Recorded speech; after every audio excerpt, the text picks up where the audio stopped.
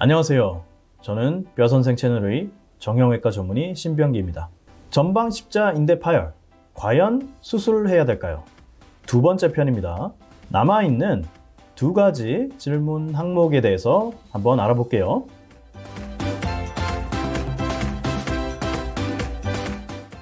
자, 3번 항목이죠.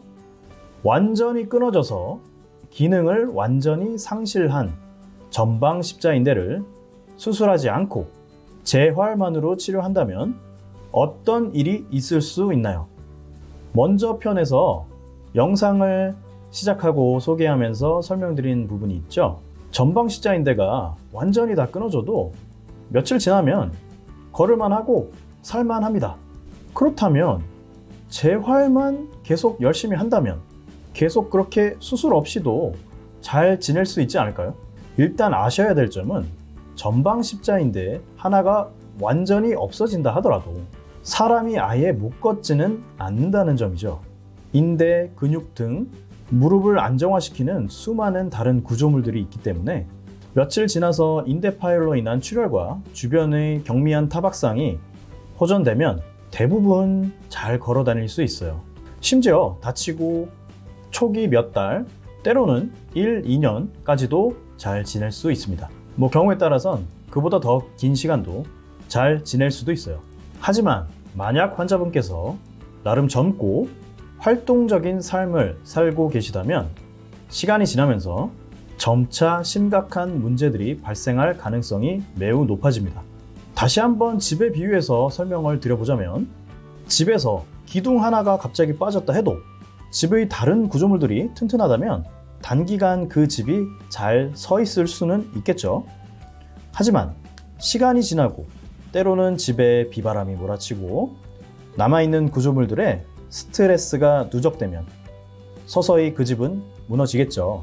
그렇기 때문에 가능하다면 없어진 기둥 자리에 새 기둥을 넣어주는 것이 아무래도 낫겠죠. 전방 십자인대 파열의 후유증으로 가장 흔하게 발생하는 심각한 문제는 반월상 연골, 그리고 흔히들 물렁뼈라고 칭하시는 연골의 추가적 손상입니다. 반월상 연골은 허벅지뼈와 종아리뼈 사이의 C자 모양의 말랑말랑한 구조물이죠. 무릎의 충격을 흡수하는 아주 중요한 기능을 담당해요.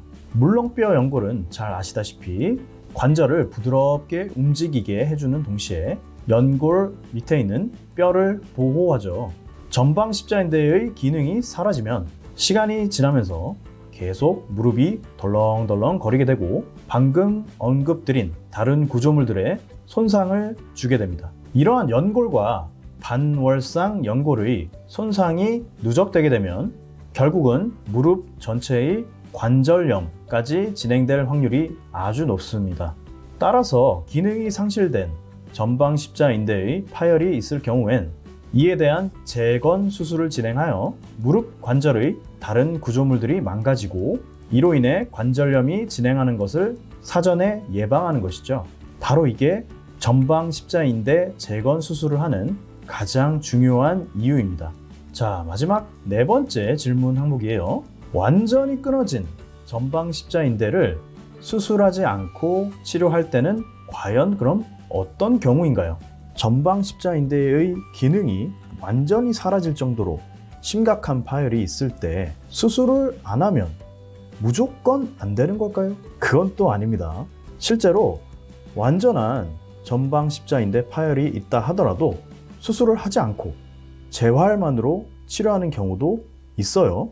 단 수술을 하지 않고 재활만으로 치료했을 때는 앞서 설명드린 바와 같이 명확한 단점과 후유증이 존재합니다. 때문에 이를 감수하고 수술을 하지 않아도 수술을 했을 때와 비교할 때 그 결과에 큰 차이가 없을 수 있는 분들에 한해서 수술 없이 치료할 수 있다는 것을 아셔야 돼요. 즉 평소 스포츠 활동이나 많이 뛰거나 많이 걷는 활동을 거의 하지 않는 생활 습관을 가지셨고 앞으로 남은 인생 동안 이러한 생활 습관을 유지할 것이라면 수술 없이 치료를 시도해 볼 수 있습니다. 단 전제는 역설적이게도 재활 치료의 핵심인 무릎 주변 근력 운동을 열심히 그리고 꾸준히 해 나간다고 가정했을 때의 얘기예요. 앞서 설명한 반월상 연골 손상이나 물렁뼈 연골 손상 등은 무릎을 활발히 쓰는 스포츠 활동을 하면서 발생할 가능성이 높기 때문에 과한 활동은 최대한 삼가하도록 해야 됩니다. 특히 급격한 가속과 감속, 그리고 방향 전환이 심한 운동, 즉 대부분의 구기 종목 운동이 되겠죠. 그런 운동은 평생 멀리 하시는 것이 좋습니다. 또한 근력 강화 같은 재활 운동에 대한 강력한 동기부여가 필요합니다. 단기간 열심히 운동해서 근력을 빠른 시일 내에 늘리는 것도 물론 좋지만 그보다는 꾸준한 재활을 통해서 유지하도록 노력할 각오가 필요합니다. 하지만 이렇게 생활 습관을 철저히 관리하고 수술 없이 재활 운동을 꾸준히 열심히 한다 하더라도 앞서 설명한 반월상 연골 파열과 같은 추가 손상이 발생하거나 불안정성이 지속되어 결국 나중에라도 수술을 받아야 할 가능성이 있다는 것만은 아셔야 돼요.